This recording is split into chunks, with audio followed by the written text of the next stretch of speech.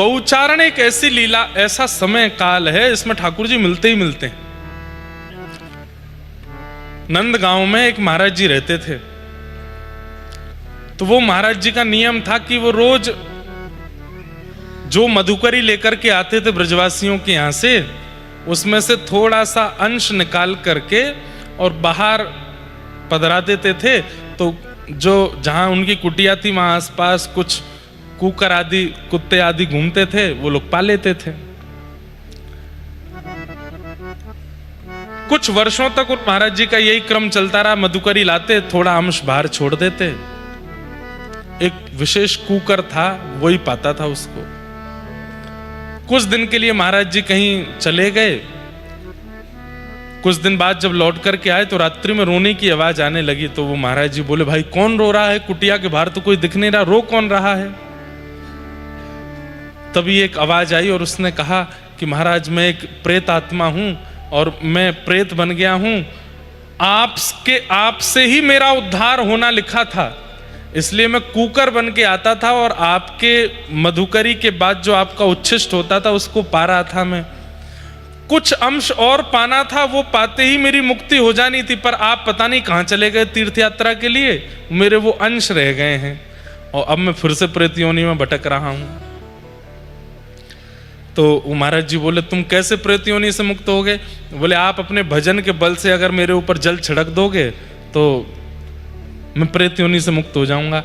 तो देखो ध्यान से सुनना, मैं आप होते तो क्या होता? हम डर के हमारे भाग गए होते, भूत पिशाच निकट नहीं आवे, महावीर जब नाम सुनावे, ना सरो घर सब पीरा, ऐसे हो जाते।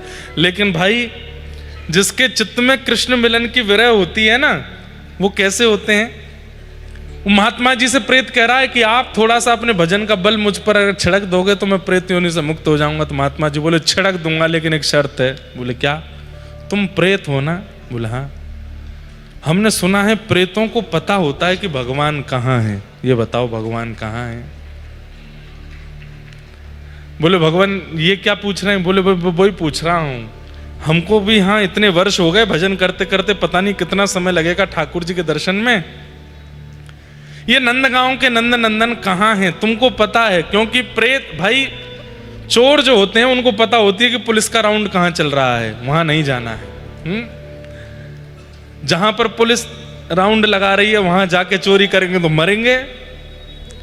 तो भाई तुमको पता है कि ठाकुर जी कहाँ डोलते हैं, इसलिए तुम हमको बता दो, हम तुरंत अपना कमंडल का जल लेकर के आप पे छिड़क देंगे।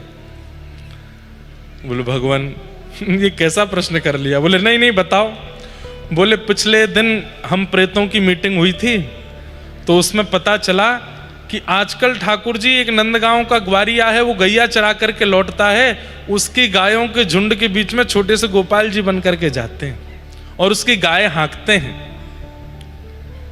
अब बस इससे ज्यादा मुझे नहीं पता है, मुझे बस इतना ही पता है। बोले, बस इतना ही चाहिए था। जल लिया, छिड़क दिया, वो प्रेत तो मुक्त हो गया। और बाबा अगले दिन बैठ गए दोपहर में। गैया चराता हुआ एक ग्वारिया आ रहा था, खूब सारी गाय उसके। ग्वारिया निकल गया, बड़ी बड़ी गैया निकली।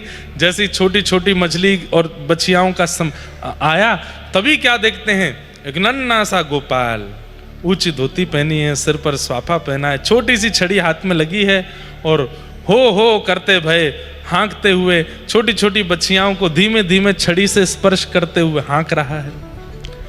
बाबा के तो नेत्र सजल हो गए, दौड़ करके गए और उन बछड़ा बछियाओं के झुंड के बीच से जाकर के छोटे से गोपाल जी के चरण पकड़ लिए और चरण पकड़ करके बोले, मिल गए श्याम सुंदर, मिल गए नंद नंदन, अरे मिल गए छैल छगनिया गोपाल, अब नहीं जान दूंगो। वो वास्तव में किसी ब्रजवासी का बालक ही था, गोपाल जी नहीं थे।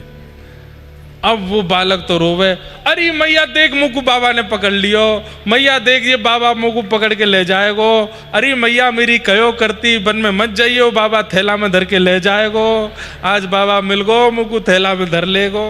खूब रोमे,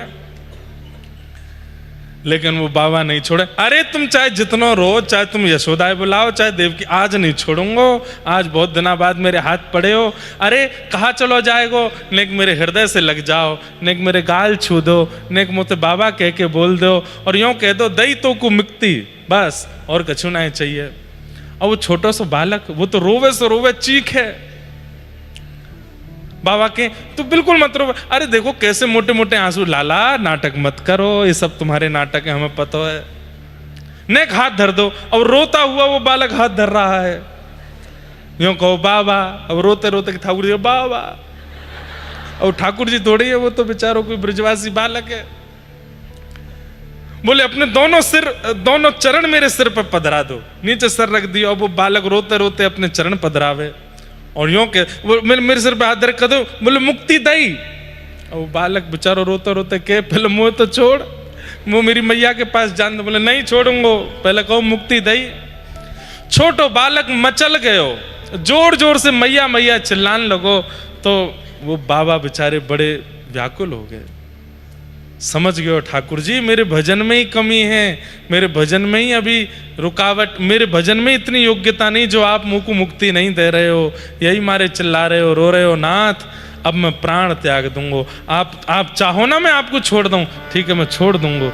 जैसे ही छोड़ो हाथ, ठाकुर जी से उस संत की व्याकुलता देखी नहीं गई। था तो वो ब्रजवासी बालक, पर उस बालक में से नंद नंदन प्रकट हो गए, और प्रकट होकर के दोनों वरद हस्त रख दिए बाबा के ऊपर। बोले दई मुक्ति बाबा, अब आइंदा मत पकड़ियो। बोले कछु दिना और भजन करो, कहीं हल्ला मत करियो, मैं कहां हूं, और भजन करके तुम निकल लो यहां से। हमारी बात को असत्य मत मानिएगा। दो बेला ऐसी हैं 24 घंटे में, जिन बेलाओं में ठाकुर जी का अनुभव करना हो तो हो सकता है। एक बेला तो रात्रि सारे मंदिरों में शयन हो जाने के बाद की, जब ठाकुर जी रास बिहार के लिए जाते हैं। हमारे लिए शयन हुआ है, बाकी तो ठाकुर जी रास में प्रवेश कर गए। और दूसरी बेला है दोपहर 12:30 बजे के बाद, जब सारे मंदिर बंद होते हैं, ठाकुर जी गौचारण के लिए जाते हैं। उसको नहीं मिलेंगे ठाकुर जी वन में जाके ऐसे बैठ के और देख वे को कैमरा ऑन करके कि मुंह को मिलेंगे कि ना ना ना। जो सच्चे हृदय भाव से ऐसी गोपियों की तरह जिसकी भावना हो, जिसके नेत्र वास्तव में तरस रहे हों, आहा।